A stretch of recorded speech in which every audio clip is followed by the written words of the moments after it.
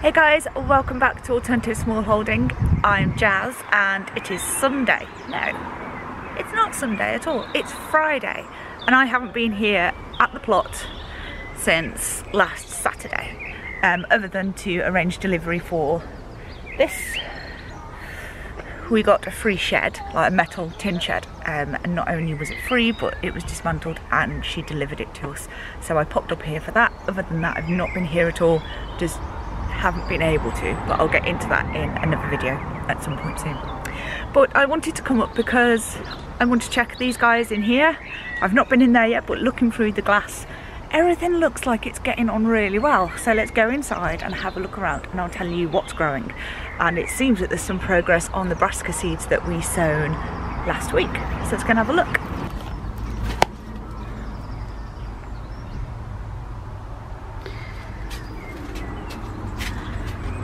It's all, hang on. So we moved this table in here Wednesday when we took delivery of the shed. So I've got another potting bench because there'll be a few more things coming up here soon, and this should fold up and give me another level about here. Obviously I need to move this back out. That should mean I've got more space in here. These are Cleome here on this end, they're doing fine, and my hollyhocks are doing fine, and these are my Ami Majors. And I don't know why I've still got these four pots in here that have nothing in them. They're just sitting there. So they're gone now. So they're my Ami Majors, and there's some asters, and these are my Rebecca's, which are still tiny. They may need potting on now actually. No, it's not that they need potting on, they're just tiny. And a lot of the brassicas have had good progress. My gosh, will you look at this? Can you see this? Rue put so many of these. This is Romanesco, isn't it? Yeah, Romanesco Rue. She put so many in this pot that the pot actually looks like it's erupting with all the spring growth underneath. Oh my gosh. So we're not going to be short of Romanesco. We've got some Scarlet Kale coming up now. There's not loads, but they're in there. This is all year round cauliflower, and these are our sprouts, and there's no movement on the sprouts at all. I really need them to do something or I'm going to have to get some more seed. The Romanesco that I sown is doing fine too. No movement on the cauliflower purple Sicily either actually. Interesting. My Calibos red cabbage doing lovely, and my broccoli rabe are doing nicely too. I've not sown too many broccoli rabe because they are like if you sow them successionally you get a good crop from them rather than just sowing like ones to harvest over a long period of time. My Golden Acres cabbage are doing nicely. These are greyhound cabbages, and this is normal broccoli or Calabrese.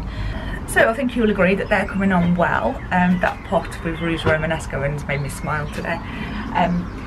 The temperatures here have been getting down in this cold snap to, I think it was -2, -3. I'll put that in Fahrenheit up on the screen, overnight. And I have put some sacrificial plants here in the greenhouse to see how they get on with outside being below 0. I'll show you what they're doing. So these are my sacrificial plants. So there's a cosmos and a tomato, and neither of them have any frost damage at all. I'm actually quite surprised. And neither do the asters or the zinnia seedlings. Whenever I'm gardening every year, I always do what I call sacrificial plants. So these are an extra plant or two that I grow on, and then I put in an environment to test if they're going to get eaten by slugs or they're going to get frost damage, and that I grow them on purposefully for that.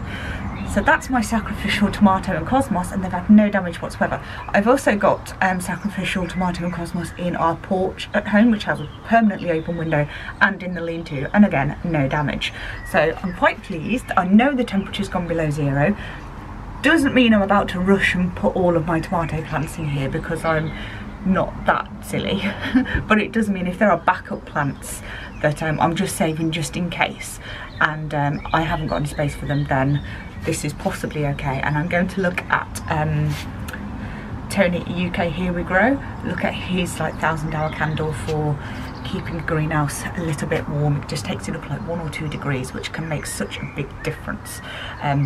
The temperature is due to go back up to an average of like 4 or 5 a night now for about another week, and then it's going back down to about 2 or 3, and that's typical for this time of year. I wouldn't expect anything less than that, but I do just want to make sure that if there is the circumstances where we are predicted a heavy frost, so heavy I say below -3 here, anyway that's a heavy frost, then we can be a bit more prepared, even if it means that we just come over and we grab all the plants and we take them home again. You know, we only live like over that, so it's not the end of the world, but if I can avoid doing that, then you know, that's ideal. The Swanteen haven't done anything yet, but I know they will because they're trustworthy little seeds. These are my sunflowers. So sunflowers, again, very frost tender, no problem. So these are Helianthus Red Sun, so I think they're as tall as an average sunflower, but really, really dark red. And you can even see how red they are on the seedlings. It looks very beautiful. Leeks, no show yet. And spring onions, no show yet, not worried. These are Rue's teddy bear sunflowers. We're just starting to poke their head through. And this is our chard. You can see there's a red one. Can you see that? Red and yellow, and there'll be a white one maybe. This is Chard Bright Lights, so there'll be a multitude of colours and they just look super pretty. Cosmos Veloute have done really well from the same supplier, so at exactly the same time. This is Cosmos Cosmic Red, which I was really looking forward to, and nothing has come up. Agastache, nothing has come up either, but that was very old seed. I was crossing my fingers with that one to try and get any seed from it. But I'm a bit confused as to why the Veloute have come up and the Cosmos Cosmic Red haven't. I'll just give them a bit more time. It's not overly damp. They just may need a little bit more time. But these ones look lovely and healthy anyway.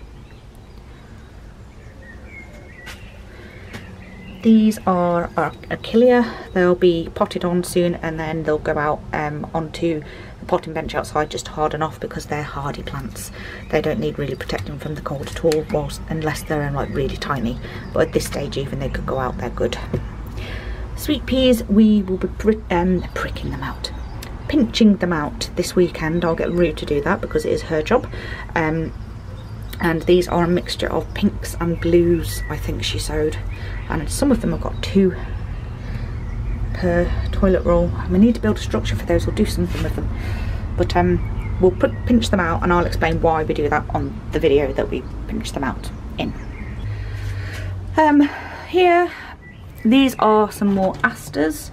I think these are the tall asters. So these are like Chinese asters, and they're about 80 centimetres.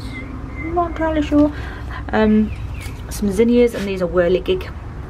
And they don't look really, really healthy, but they're definitely, there's no change in them since the frost, so I know it's not the frost that's affecting them. The Celeriac are starting to bulb up ever so slightly at the bottom. Does that, I think, maybe? Don't know. I've never grown Celeriac before, so to get it to this stage where it looks healthy and it'll be potted on soon is a bit of a triumph. I've heard that they're a bit temperamental, but they're easier to grow than celery. So I suck at celery. So Celeriac, any tips on getting them past this stage? What do I do with them from here? How long do they stay in? When do they go out? Where do they need to go? Tell me guys, Celeriac, top tips. I've been told shady, damp, take a long time, very temperamental. So any top tips to give them the best start possible, let me know. This is the mint plant that I rescued from the supermarket. It's got lots of new shoots now. So that's going to be potted on, and then it will go outside. Calendula, not done anything with those. These seeds.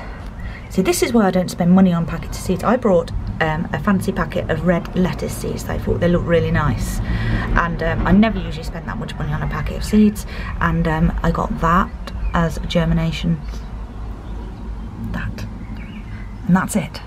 whereas these are all Wilco seeds. I've thinned these out a little bit, and then I'll prick these out, pop them on, and then I'll put them out when they're a bit bigger.